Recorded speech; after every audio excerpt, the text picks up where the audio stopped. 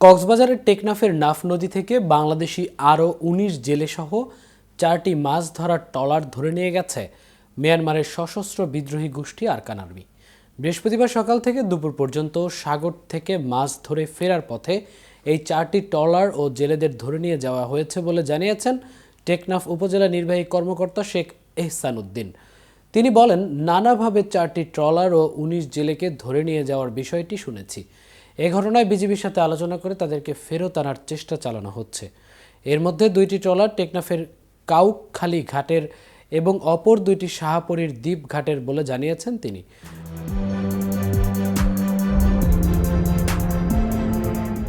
Teknaf Kaukhali boat মালিক সমিতির সভাপতি বলেন, টেকনাফের ফেরার পথে কাউখালী ঘাটের মাছ ধরার ২টি ট্রলার সহ ৯ জন মাঝিমাল্লাকে ধরে নিয়ে গেছে মিয়ানমার। এর আগে ১০ ফেব্রুয়ারি নাফ নদী মোহনায় মাছ ধরতে যাওয়া ৪ বাংলাদেশি মাঝিমাল্লাকে অস্ত্রের মুখে জিম্মি করে ধরে নিয়ে গেছে আরকান আর্মি। গত বছর ৬ অক্টোবর সকালে টেকনাফের শাহপরী দ্বীপ জেটিঘাট থেকে ৬টি মাছ ধরার ট্রলার সহ ৫৮ জেলে গভীর সাগরে মাছ ধরতে যায়।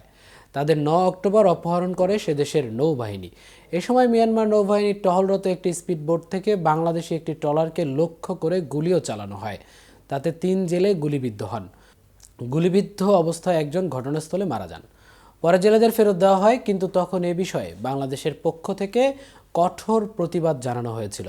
এছাড়া সবশেষ ১৫ অক্টোবর মায়ানমারের রাখাইনে অনুপ্রবেশ করা মিয়ানমারের বিচ্ছিন্নতাবাদী সশস্ত্র সংগঠন বিদ্রোহী গোষ্ঠী আরকান আর্মির হেফাজতে থাকা বাংলাদেশি ১৬ জেলেকে ফেরত এনেছিল বিজিবি। এদিকে ইয়াঙ্গুন থেকে পণ্য নিয়ে কক্সবাজারের টেকনাফ স্থলবন্দরের উদ্দেশ্যে আসা ৪টি কার্গো জাহাজ নাফ নদীতে তল্লাশির নামে জিম্মি করেছিল মিয়ানমারের বিদ্রোহী গোষ্ঠী আরকান আর্মি।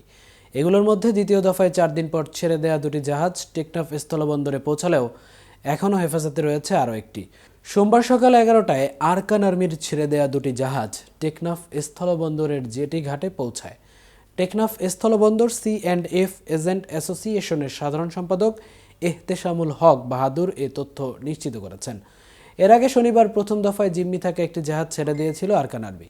গত ১৬ জানুয়ারি দুপুরে নাফ নদীর মিয়ানমারে নাইখেংদিয়া এলাকায় ইয়াঙ্গুন থেকে আসা পণ্যবাহী ২টি কার্গো জাহাজ বিদ্রোহী গোষ্ঠী আরকান আর্মির সদস্যরা তল্লাশির নামে জিম্মি করে।